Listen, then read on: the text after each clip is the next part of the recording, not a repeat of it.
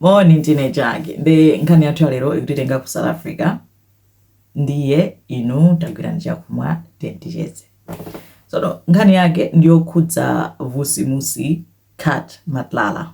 Yeti yomwe ili nkamwa ku South Africa. Ndi nkhani ya complicated kwambiri. Complicated so much that cheni sichikudziwika nangasi. Nkhani yake ndi munthu organiziridwa. Akuzengedwa milandu ingapo palibe verdict, tanthauza kuti palibe chigamulo. Ngati palibe chigamulo ndekuti ndosalakwa, kutanthauza kuti ndoganiziridwa. Ndi china chilichonse chomwe tikukamba it's alleged, and ndi zomwe zikukambidwa ku court, zomwe zinachitidwa find, koma zambiri ndi allegations chabe. So situ video isiyo chita accuse china chilichonse tungopanga follow case ya Kat Matlala. Case yake ndi complicated kwambiri, it's so complicated, ndizo sokonekera kwambiri so much that sunga ikambe pamodzi ndeti ikamba in batches ndeite icheni part 1 ya nkhani ya Kat Matlala and ingopanga kai focus on chiyambi chake eti akuti kukhala ngati Kat Matlala dzina lake la Katilo linabwera later on, dzina lake lenene ndi Vusimusi nede anabadwira ku Mamelodi ku Pretoria ku South Africa. Amaleredwa ndi single mother, amayake na single mother, and amakhala ndi mai yake, koma at some point amai yake anampanga abandon, anamutaya. Zinazi nzonera kuti amanena yekha mkhoti. So no, some of it in the testimony ya mkhoti ina ndizonera kuti zili news ziziyanjani. So kungokanga tikuchita gather zonsezi to come up with a bigger picture, koma all of it is alleged. Akuti amayaka nampanga abandoni, ndata mpanga abandoni kaya makhala ndi ndani amangoenda endaso town chani.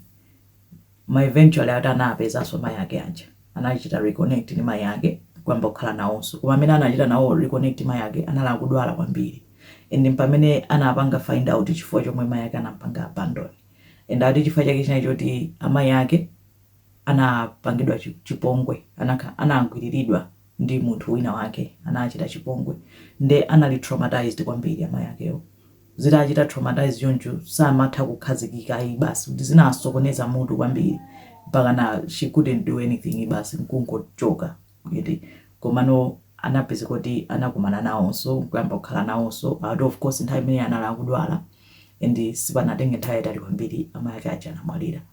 Akusonyeza kuti ali ndi azibale ndithu because ali ndi sister, ali ndi my siblings, sanali yekha, koma after pamene popo amene watati anali street kid, ongozungulira town basi, ongoenda zochitika zosadziwika bwino, koma mu 2001 akuti anamangidwa chifukwa chokuba, breaking and entering, adamangidwa, anatulusidwa.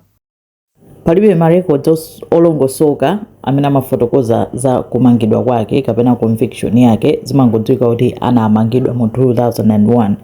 Kenako pamene anayamba business ya security. Ichi chinali chiyambi cha Vusimusi Kat Matlala. Analionena kuti atayamba business yakeyo, business inakula, panabadwa ma business ena, anapeza kuti anapeza chuma kwambiri. Akuti ali ndi ana 9 according to my reports. At the moment makampani yake amapanga employ anthu pafupifupi 94. Kat Matlala ndi munthu onena kuti ali well connected. Ma connections ake aja amphamvu onena kuti amatha kuyitanidwa kuma birthday amafumu kaya ku Swaziland kaya zotero zoete. Munthu onena kuti ndi wamphamvu kwambiri, ndipo mu nkhani yake iyo papezeka kuti pachitika zinkhani zonena kuti zagwedeza dziko la South Africa, ndipo zikukhudza anthu akuluakulu kwambiri, ndipo nkhani yake ili mkatikati. Ndiye iyi inali introduction chabe. Next part tiyamba kuyang'ana kuti nkhani zake zomwe zikuchitika ndi chani. Zikomo kwambiri.